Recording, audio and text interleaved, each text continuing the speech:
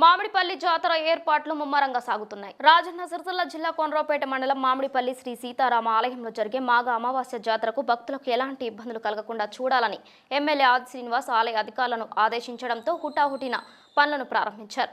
ఆలయ అర్చకులు మాట్లాడుతూ 30,000 నుండి 50,000 మంది భక్తులు దర్శించుకునే ఆలయం మామిడిపల్లి సీతారామ ఆలయమని, ఇంతకు ముందు కంటే ఈసారి ఆది శ్రీనివాస్ చొరవతో పనులను బాగా చేస్తున్నారని, భక్తులకు ఎలాంటి అసౌకర్యం లేకుండా చూస్తున్నారని అన్నారు.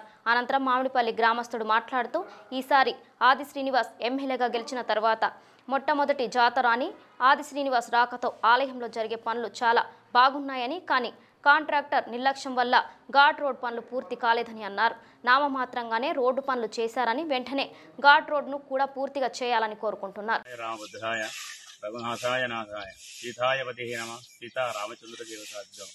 ఇది ప్రాచీన కాలం దేవాలయం. ఇది వైష్ణవ పాంచరాత్ర విధానంలో నిత్య స్వామివారి కాంకర్యాలు చేయడం జరుగుతుంది. ఈ దేవాలయాన్ని 2003 సంవత్సరంలో శ్రీ రాజరాజేశ్వర స్వామి దేవస్థానం వారు దత్తత చేసుకోవడం జరిగింది. ఈ దేవాలయానికి 2 ముఖ్యమైన ఉత్సవాలు జరుగుతాయి.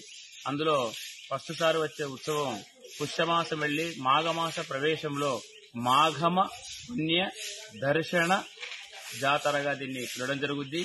ఈ రోజు కూడా ఈ చుట్టుపక్కల 3-4 జిల్లాల నుంచి ఒక 40 నుంచి 50,000 మంది భక్తుల వరకు స్వామివారి దగ్గరికి వచ్చి ప్రొద్దున్నే పుణ్యస్నానాలు చేసి స్వామివారిని దర్శించుకొని ఇక్కడ వంటలు చేసుకొని తినిపోవడం ఈ దేవాలయంకు ఉన్న ఒక ఆచారము. ఈ దేవాలయంలో భక్తులకు కావలసిన సౌకర్యాలన్నీ కూడా శ్రీ రాజరాజేశ్వర దేవస్థానం వాళ్ళు సమకూర్చడం జరుగుతుంది.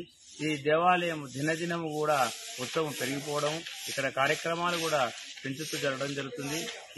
ఈ దేవాలయాన్ని వేములవాడ దేవస్థానం వారు తీసుకున్న తర్వాత ఈ దేవాలయంలో జరుగుతున్న ప్రతి ఒక్క కార్యక్రమానికి కూడా వాళ్ళే పాల్పంచుకోవడం.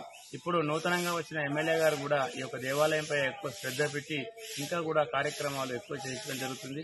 దీన్ని భక్తులు అశేషంగా వచ్చి స్వామివారి దర్శనం తీసుకోవడం జరుగుతుంది.